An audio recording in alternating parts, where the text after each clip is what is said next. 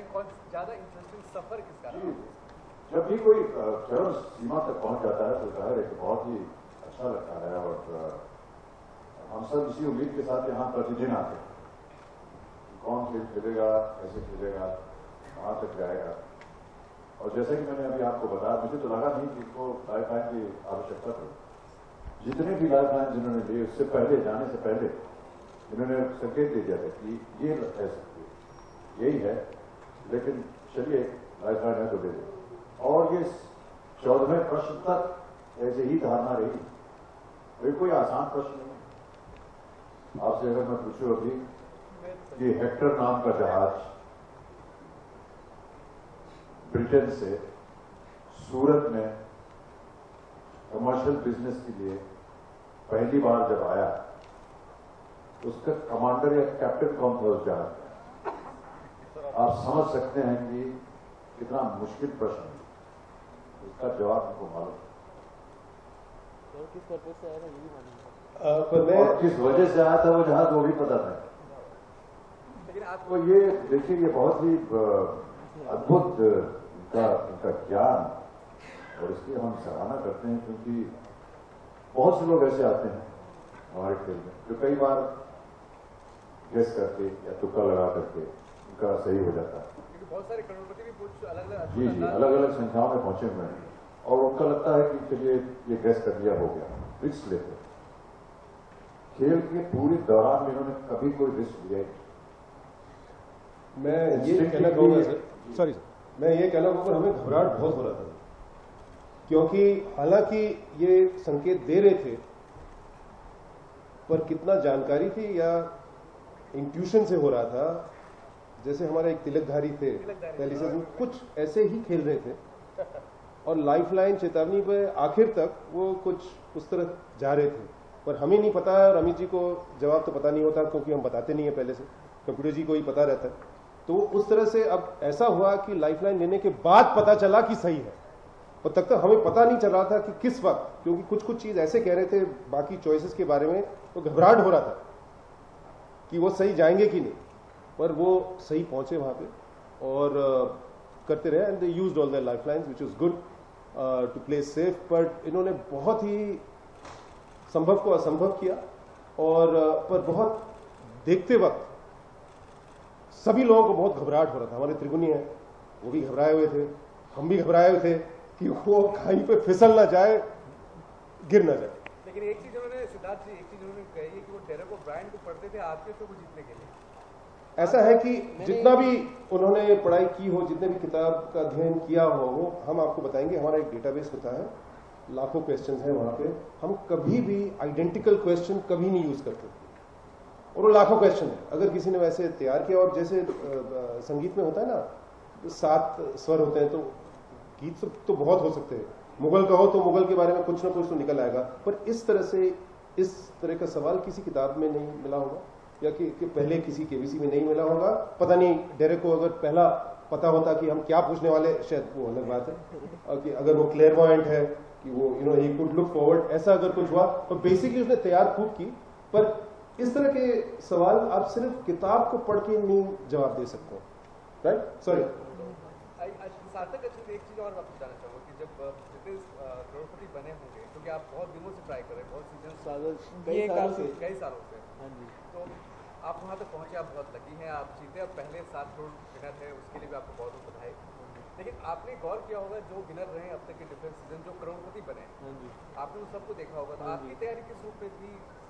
मैंने इनकी तैयारी एनालाइज नहीं करी, बट मैं ये कहना चाहूँगा जो इनके सवाल थे बहुत ही एनालिटिकल सवाल हैं, मतलब आपको you have to use your brains. जो मैंने आंसर्स करे थे, मैंने एलिमिनेशन भी बहुत ज़्यादा यूज़ किया कि ये चॉइस किस तरीके से एलिमिनेट हो सकती है इस क्वेश्चन के लिए।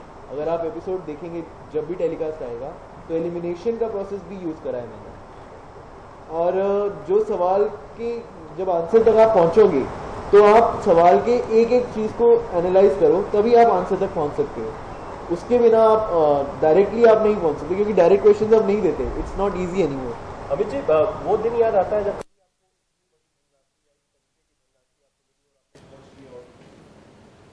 नहीं भाई साहब, अभी तक इतनी बड़ी धनराशि 90s 80s में कुछ नहीं मिलता। आप मोदी जी के और ठाकरे परिवार जवाब तो दे देंगे भाई। इतनी बड़ी धनराशि हमने नहीं देखी, मैं चाहता हूँ। अमित जी, आपको कोई घबराहट हुई इनके सवालों को देखकर? प्रति वर्ष, प्रति दिन, प्रति क्षण हमको घबराहट होती रहती है। याद जो खेलने आएगा, कैसे खेलेगा, उसका स्वभाव क्या होगा, आगे बढ़ पाएगा कि नहीं। और जब ये पहुंच गए वैसी जगह पर जहां पर 25 लाख 50 लाख की बात हुई, तो हमें, जैसे कि अभी सिद्धार्थ कह रहे थे, हमें बड़ी घबराहट हो रही थी कि इतनी दूर ये लोग इतना अच्छा खेले हैं, अब यहां से नीचे नहीं गिरना चाहिए। और फिर अचानक ये 1 करोड़ जीत गए और आगे खेलने के लिए भी तैयार हो गए। हमने सोचा कि अब कई बार हमने इनसे कहा कि देखिए 1 करोड़ रुपए जो है अब राशि नहीं होती है, बहुत सोच समझ कर कीजिए। अगर आपको सही उत्तर मालूम तो ही कीजिएगा, लेकिन 1 करोड़ के बाद इनके पास 2 लाइफलाइन जीवित थी। 1 करोड़ पहुंचने के बाद भी इनके पास 2 लाइफलाइन जीवित, और जैसे कि मैंने कहा इनको लाइफलाइन की जरूरत थी ही नहीं। तो सार्थक ने ज्यादा प्रश्न जवाब दिया। सार्थक जो है, मैं इनके तरफ से बोल रहा हूं, ये इनके गुल्लक चार में, क्योंकि ये अकेले ट्रेन कर रहे थे शो में आने, और इन्होंने बताया 14 साल से ये लगे हुए, तो 14 साल तक जब इनको नहीं हुआ तो इन्होंने सार्थक को पकड़ा, तुम आ जाओ भाई। और जैसे ही इन्होंने कहा कि सार्थक को हम जाएंगे जोड़ी स्पेशल में, वैसे ही इनका नंबर आ गया। तो ये मानते हैं कि सार्थक जो है कि गुल्लक चार। आपने कोई मैथमेटिक्स भी लगाई, कोई प्रोबेबिलिटी, क्योंकि कंप्यूटराइज सवाल है, 4 ऑप्शंस होते हैं, कुछ मैथ्स से आपने कुछ आंसर्स देने की कोशिश करी?